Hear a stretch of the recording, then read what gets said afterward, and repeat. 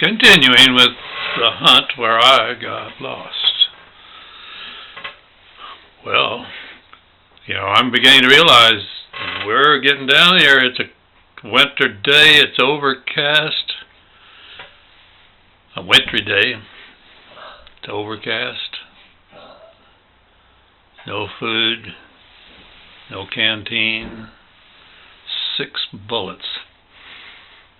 By golly, if I can get to the top of that mountain, I better fire 3 of those bullets as an SOS.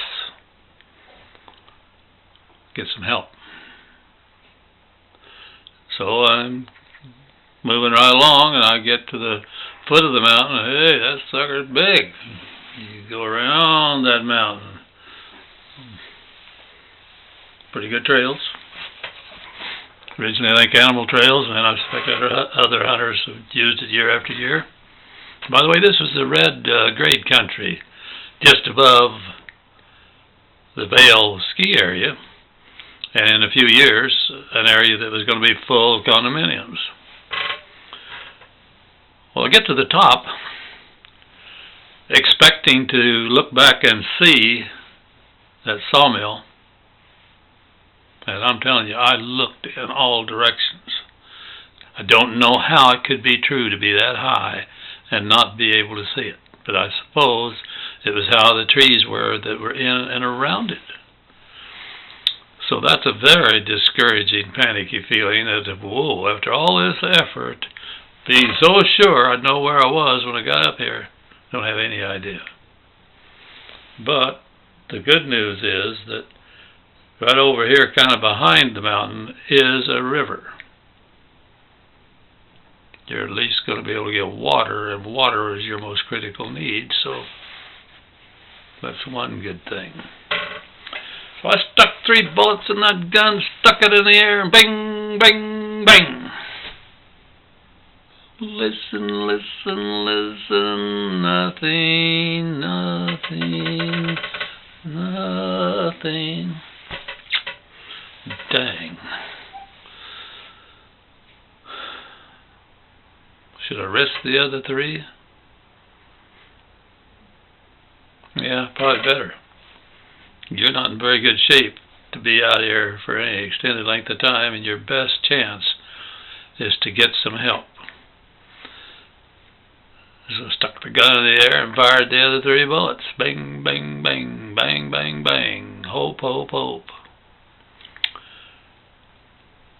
Well, no answer.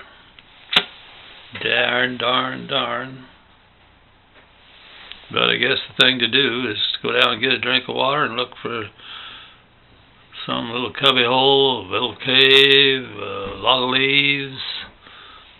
Do your best to get set to survive the night, because the night's going to fall here in probably less than an hour.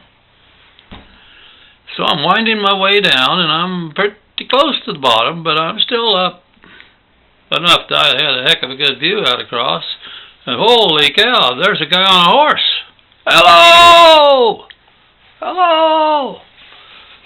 He answers back.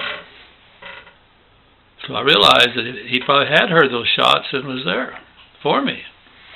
So that's when it's stupid that I got really stupid. Been pretty stupid all along, but I got really stupid. I really almost ran down that trail, and there were places where the trail got a cliff beside it, and it's a wonder I didn't fall off of that and get really hurt. That was really dumb. But I was in a panic to get down there, because he had turned after I had said hello and rode off down a trail. Man, I'm marking that trail. I'm going to find that and follow him.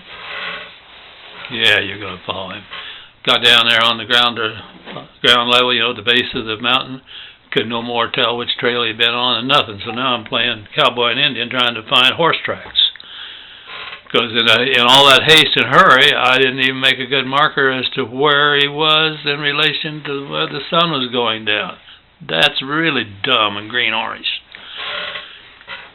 So I'm in a panic, and I'm looking around, looking for a trail that's got horse turds or horse hoof prints on, on that mountain. It was pretty hard to see any hoof prints. Never did see any, but might have eventually. Here he comes. He says, I see you might be lost. Yes, sir, I am lost. well, where are you trying to get to? So I tell him about the sawmill. He said, I've never seen it, don't know where it is. And he said, I've hunted this country before. He said, I'm an elk hunter, and I got my elk this morning, and he had a shotgun with him. He said, I'm out bird hunting. He said, you better follow me to my camp. I said, when are you going back? He said, Wednesday.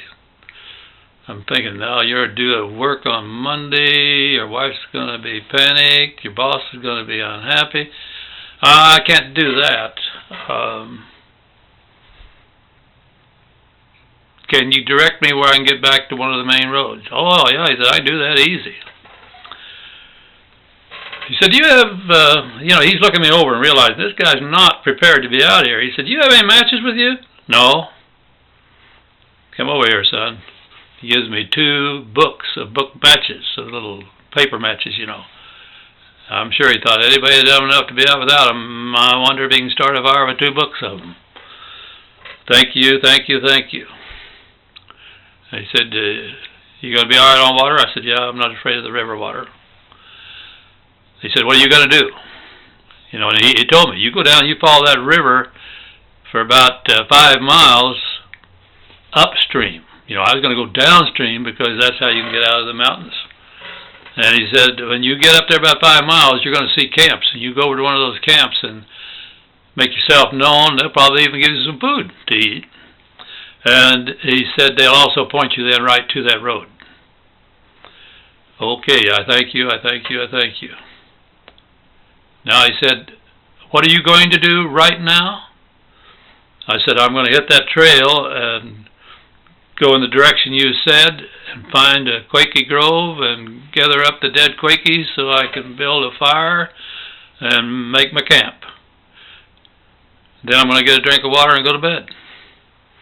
Yeah, he said, don't go by the first Quakey area that you see because it's going to get dark and you've got to gather your fire supply before dark. Yes, sir, I know that. He goes on, and man, I hit the trail, and I don't think I went a half a mile. Here's a nice big old Quakey grove, and the river's over there. You don't even have to climb much of a incline down and back to that water.